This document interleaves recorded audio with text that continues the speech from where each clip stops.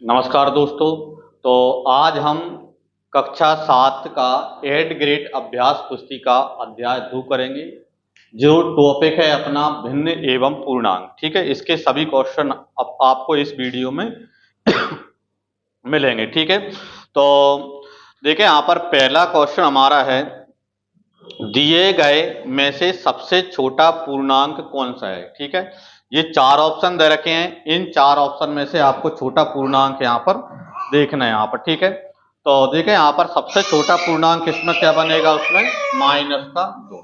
ठीक है, -2 क्यों बनेगा, क्योंकि यहाँ पर क्या है, पूर्णांक जब छोटी और बड़ी संख्या की यदि आप बात करो तो जो माइनस में जितना ज्यादा वैल्यू रखेगा, मतलब जो न्यूमेरिकल रूप से जितना बड़ा होगा वो नंबर उतना ही छोटा माना जाता है। तो इन सब में जो यदि न्यूमेरिकल रूप में देखें तो -2 जो है वो यहाँ पर क्या है, बड़ा दिख रहा है, इसका मतलब यही सबसे छोटा नंबर बनेगा उसमें। ठीक है, फिर अगला हमारे लिए है, पूर्णांकों के लिए योज्य तत्समक कौन सा है। ठीक है, तो पूर्णांकों के लिए योज्य तत्समक जो होता है वो क्या होता है, 0 होता है। योज्य तत्समक का मतलब यदि क्या है, ऐसी दो संख्या जिनको यदि हम प्लस करें तो क्या है, 0 आए, उन्हें हम क्या कहते हैं, एक दूसरे की योज्य तत्समक कहते हैं। और पूर्णांकों के लिए योज्य तत्समक जो होता है वो क्या होता है, 0 होता है। ठीक है, इसके बाद अगला प्रश्न हमारा है प्रश्न नंबर 3।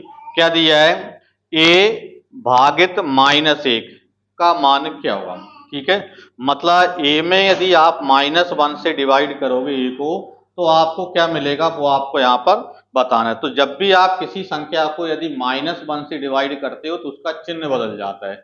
मतलब यदि वो नंबर जिसमें आप भाग दे रहे हैं, जिसको डिवाइड कर रहे हैं वो प्लस का है तो आपका आंसर माइनस में जाएगा, और माइनस में है तो आपका आंसर प्लस में जाएगा। यदि -1 से यदि डिवाइड करते हो, एक -1 से भाग देते हो, तो इसका मतलब ए जो है तो वो क्या हो जाएगा, -a हो जाएगा, यानी आपका आंसर सी वाला ऑप्शन हो जाएगा। ठीक है, फिर अगले प्रश्न पर चलते हैं। यहाँ पर क्या है, प्रश्न नंबर 4 पर देखिए, यहाँ पर प्रश्न नंबर 4 थोड़ा कैलकुलेशन में दिया है यहाँ पर। तो इसमें क्या दिया है, -16 भागित 6 प्लस -2 का मान क्या होगा। ठीक है, तो इसको थोड़ा सा मैं सॉल्व कर देता हूं। देखिए यहाँ पर तो माइनस के 16 है भागित, अब यहाँ पर क्या है, 6 प्लस -2, तो माइनस और प्लस क्या हो जाएगा, माइनस हो जाएगा, तो 6 में से 2 माइनस करोगे तो क्या आएगा, 4 आ जाएगा। ठीक है, आप 4 का भाग 16 में दोगे तो 4 चौको 16 और माइनस क्या है तो माइनस का जाएगा, यानी आपका जो आंसर बनेगा वो क्या बनेगा, यहाँ पर -4 -4 आपका आंसर बन जाएगा उसमें। ठीक है, फिर अगले प्रश्न पर चलते हैं हम। तो अगला प्रश्न हमारा है 5वें नंबर का प्रश्न है। क्या दिया है, यदि सोमवार को श्रीनगर का तापमान -3 डिग्री सेल्सियस था, कितना था सोमवार को, -3 डिग्री सेल्सियस था, और मंगलवार को तापमान 3 डिग्री सेल्सियस और कम हो गया। ठीक है, अगले दिन यानी मंगलवार को जो तापमान है वो 3 डिग्री सेल्सियस और कम हो गया, तो मंगलवार को श्रीनगर का तापमान क्या होगा। तो देखें यहाँ पर पहले से क्या -3 था और -3 और कम हो गया, मतलब घट गया यानी माइनस, तो -3 और -3 यानी -6 डिग्री सेल्सियस, यानी आपका जो आंसर आएगा डी वाला ऑप्शन, यानी -6 डिग्री सेल्सियस आपका आंसर इसका बन जाएगा उसमें। ठीक है, तो अब आप इनका क्या करें, यहाँ पर नोट कर लें, या चाहे तो आप स्क्रीनशॉट कर लें, वीडियो को रोककर नोट कर सकते हैं। ठीक है, इसके बाद हम चलते हैं अगली क्या है, प्रश्नों की ओर। हाँ, तो देखें बच्चे, अगले प्रश्न पर आ जाते हैं हम। तो अगला यहाँ पर 6वां प्रश्न हमारा दिया है, बहुत अच्छे प्रश्न है यहाँ पर। तो 6वां प्रश्न हमको क्या दिया है, एक ऐसा पूर्णांक युग्म लिखिए जिनका युग -3 है। ठीक है, ऐसे दो पूर्णांक लिखना है जिनका युग क्या है, -3 आए। तो देखें यहाँ पर जैसे क्या है, -2 ले लो और -1 ले लो, तो माइनस और -1, यहाँ पर क्या है, -1 और -2 को यदि आप प्लस करोगे तो -3 हो जाएगा। इसके अलावा भी और बहुत सी संख्या हैं जिनका क्या है, योग क्या है, -3 आ जाएगा। ठीक है, इसके बाद अगला जैसे प्रश्न हमारा दिया है, प्रश्न नंबर 7वां। क्या दिया है, एक ऋणात्मक पूर्णांक और एक धनात्मक पूर्णांक लिखिए जिनका अंतर -8 हो। ठीक है, अब क्या ध्यान रखना है अपन को कि यहाँ पर ऐसे दो पूर्णांक लेने हैं, एक ऋणात्मक होना चाहिए और एक धनात्मक होना चाहिए, और जो जिनका अंतर कितना आना चाहिए, यहाँ पर क्या है, माइनस का 8 आना चाहिए। अंतर माइनस का 8 यहाँ पर आना चाहिए। तो इसका मतलब ये है कि आपको यहाँ पर क्या है, एक संख्या यहाँ पर क्या लेने पड़ेगी, धनात्मक लेने पड़ेगी और एक ऋणात्मक लेने पड़ेगी, और उनमें आपको ध्यान रखना पड़ेगा कि उनका अंतर कैसा हो, माइनस का 8 हो। ठीक है, तो इसका मतलब ये है कि यहाँ पर एक धनात्मक और एक ऋणात्मक, तो यहाँ पर क्या है, दोनों का अंतर क्या है, -8 हो। तो इसका मतलब ये है कि जैसे यहाँ पर क्या है, एक मैंने यहाँ पर क्या है ऋणात्मक यहाँ पर ले लेता हूँ माइनस का, यहाँ पर 10 ले लिया यहाँ पर। ठीक है, ठीक है, ऋणात्मक ले लिया, और एक धनात्मक पूर्णांक यहाँ पर लेंगे जिनका अंतर,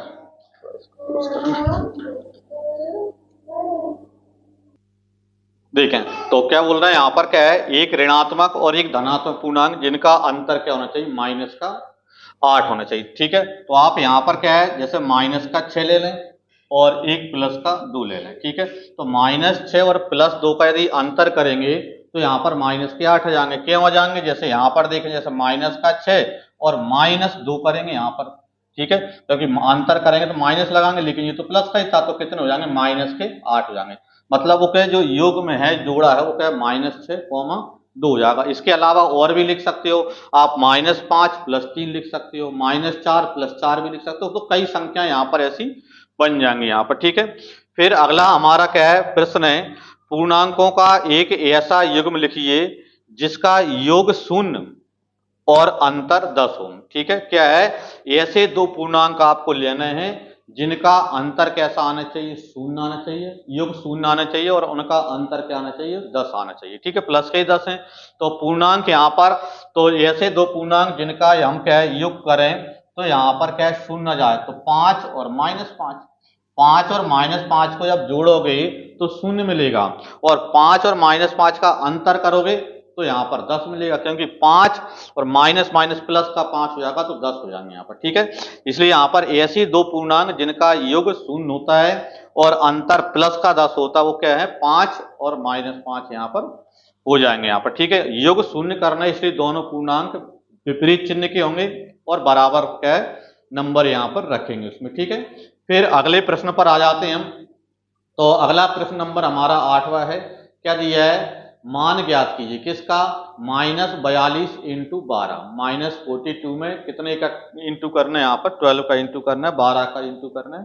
तो कर दें, यहाँ पर एक संख्या प्लस की है, एक संख्या माइनस की, इसलिए आपका आंसर माइनस में आएगा, और बाकी आप गुणा कर लें। यहाँ पर देखो 12 का पहाड़ा 2 बार पढ़ोगे, 12 दूनी 24, मतलब 2 हासिल आती है, 12 चौक 48 और 2 यानी कितने हो जाएंगे यहाँ पर 50, और ये माइनस तो ये माइनस आएगा, मतलब 504 आपका आंसर इसका आ जाएगा। ठीक है, फिर प्रश्न नंबर अगले यानी प्रश्न नंबर 10 पर चलते हैं। प्रश्न नंबर 10 क्या दिया है, किसी पूर्णांक x के लिए -1 × x किसके समान होगा। और ये हम पहले स्टार्टिंग में भी कर चुके हैं, यहाँ पर अभी की वीडियो में स्टार्टिंग में देखना कि जब भी आप किसी संख्या में यदि -1 का यदि इंटू करते हो तो उसका चिन्ह बदल जाता है जिस संख्या में आप गुणा करते हो। यदि -1 का इंटू कर रहे तो यदि यहाँ पर भाई नंबर यदि माइनस में है तो प्लस का हो जाएगा, और प्लस का है तो माइनस हो जाएगा। तो x कैसा है, प्लस का है, तो इसका मतलब ये है कि आपका आंसर क्या आएगा यहाँ पर माइनस का x, तो -x आपका आंसर इसमें आ जाएगा यहाँ पर। ठीक है, अब यहाँ पर आप इनको क्या नोट कर लें, और या स्क्रीनशॉट चाहे तो स्क्रीनशॉट कर लें। इसके बाद हम अगले प्रश्नों पर चलते हैं यहाँ पर। ठीक है, तो देखें अगला प्रश्न हमारा क्या है, बोर्ड पर है। प्रश्न नंबर 11 है, दोपहर 12 बजे तापमान 0 से -10 डिग्री सेल्सियस ऊपर था। 0 से ऊपर मतलब कि धनात्मक है, प्लस में है। ठीक है, यदि यह आधी रात तक 2 डिग्री सेल्सियस प्रति घंटे की दर से कम होता है, यानी यदि आधी रात यानी रात के 12 बजे तक 1 घंटे में 2 डिग्री सेल्सियस यह घट रहा है, प्रति घंटे 2 डिग्री सेल्सियस कम हो रहा है, तो किस समय तापमान 0 से 8 डिग्री सेल्सियस नीचे होगा। तो आपको बताना कि किस समय तापमान 0 से 8 डिग्री सेल्सियस नीचे होगा। तो 0 से 8 डिग्री सेल्सियस का मतलब ये है कि यहाँ पर -8 डिग्री सेल्सियस हो जाएगा। ठीक है, और दूसरा प्रश्न भी है इसमें, आधी रात को तापमान क्या होगा, मतलब रात के 12 बजे यदि हम देखेंगे तो तापमान क्या होगा। तो दो प्रश्न इसमें जुड़े हुए हैं। तो देखें अभी क्या है, तापमान कितना है 10 डिग्री सेल्सियस है, और इसको यहाँ पर -8 डिग्री सेल्सियस यदि करना है तो इसका मतलब ये है कि -8 डिग्री सेल्सियस कब होगा, जब यहाँ पर 10 में से कितने घटेंगे, -18 डिग्री सेल्सियस घटेंगे। यानी इसका मतलब ये है कि -18 डिग्री सेल्सियस घटना है तो 2 डिग्री सेल्सियस 1 घंटे में घटते हैं, तो 18 डिग्री सेल्सियस घटने में कितना समय लगेगा, 2 का भाग दे दो तो समय आपको पता चल जाएगा। तो 2 9 18 मतलब 9 घंटे बाद, और 9 घंटे बाद इसका मतलब रात के 9 बज जाएंगे यहाँ पर। ठीक है, तो आपका आंसर क्या हो जाएगा, 9 बजे जाएंगे रात के। ठीक है, फिर दूसरा प्रश्न इसमें लिखा हुआ है कि यहाँ पर आधी रात को तापमान क्या होगा।